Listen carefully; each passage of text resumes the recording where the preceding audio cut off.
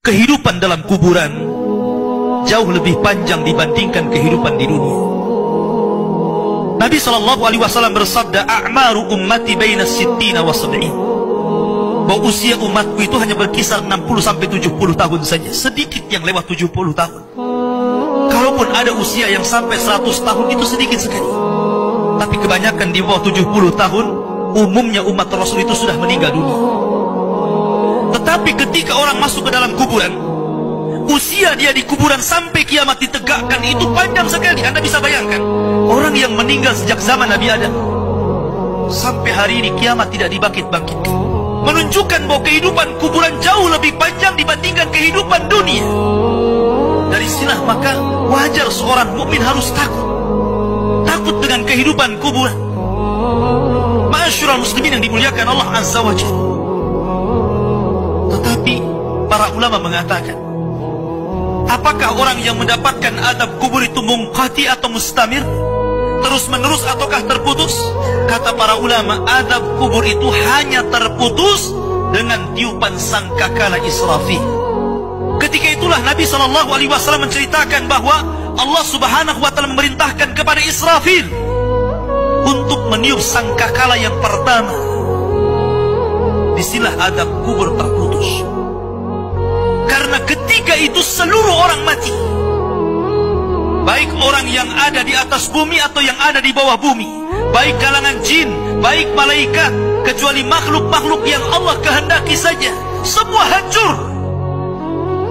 Dan Abu Hurairah radhiyallahu anhu menceritakan kehancuran bumi setelah tiupan sangkakala itu adalah 40. Bisa 40 hari, bisa 40 bulan, bisa 40 tahun. Yang jelas Allah hancurkan bumi ini. Allah luapkan lautan ke daratan. Allah jatuhkan bintang. Allah hancurkan gunung sehingga seperti kapas yang dihempas angin. Itulah yang disebut dengan kehancuran alam atau hari kiamat.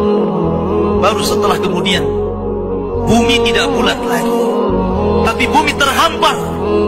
Allah ganti bumi yang kita pijak dengan bumi yang baru. Itulah yang disebut dengan padang mahsyar.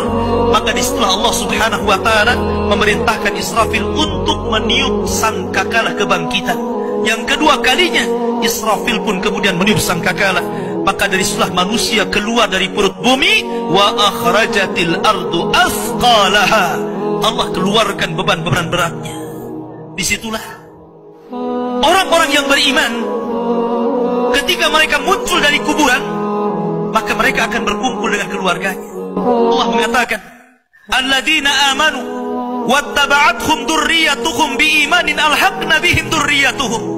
Orang-orang yang beriman, kemudian keimanan diikuti oleh keluarganya, oleh istrinya, oleh suaminya, oleh bapaknya, oleh anak-anaknya, oleh cucu-cucunya. Maka ketika mereka dibangkitkan dari kuburan, mereka langsung berkumpul menjadi satu keluarga. Dan itu sebuah ketenangan. Tapi orang-orang di luar daripada beriman, mereka keluar dari perut bumi seperti dua binatang. Pertama Allah contohkan dengan laron yang berterbangan. Anda bisa melihat laron apabila terbang di atas lampu atau di sekitar lampu. Lihat bagaimana cara terbangnya. Mereka akan saling tubruk dengan kawan-kawannya. Karena pada hari itu anak lari dari orang tuanya, suami lari dari istrinya, orang tua lari dari anaknya. Terkadang mereka bertubruk satu dengan yang lainnya. Yang kedua seperti belalang kal jaradil muntashir.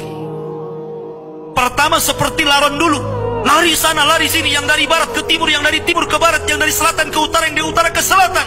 Mereka kacau sehingga mereka mengatakan, ya wailana man ba'atsana min marqadina. Celaka, siapa yang membangunkan aku dari tidurku? Tapi orang-orang yang beriman hanya mengatakan, hadza ma wa'adar rahman wa sadaqal mursalin. Inilah janji Allah kepada kalian dan benarlah ucapan para rasul.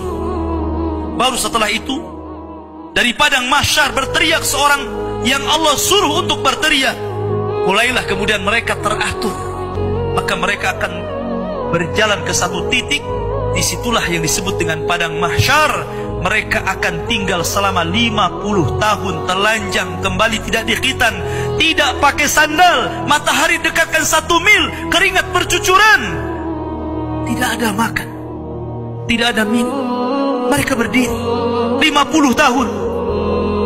Sehingga akhirnya orang-orang saleh mereka berkumpul, datang kepada Adam minta syafaat. Adam memberikan udzur, tidak sanggup memberikan syafaat. Kata Adam, datanglah kalian kepada Nuh, karena dia Rasul pertama dalam Islam, Rasul pertama setelah aku. Maka mereka pun kemudian datang kepada Nuh. Nuh pun memberikan udzur, datanglah kalian kepada Ibrahim, karena dia Khalilur Rahman. Maka mereka datang kepada Ibrahim. Kata Ibrahim, aku tidak sanggup berikan syafaat, datanglah kalian kepada Musa, karena dia Kalimur Rahman. Ketika mereka datang kepada Musa, kata Musa, datanglah kepada Isa. Isa pun memberikan udzur, tidak bisa. Seandainya kalian datang kepada Muhammad sallallahu alaihi wasallam itu lebih baik.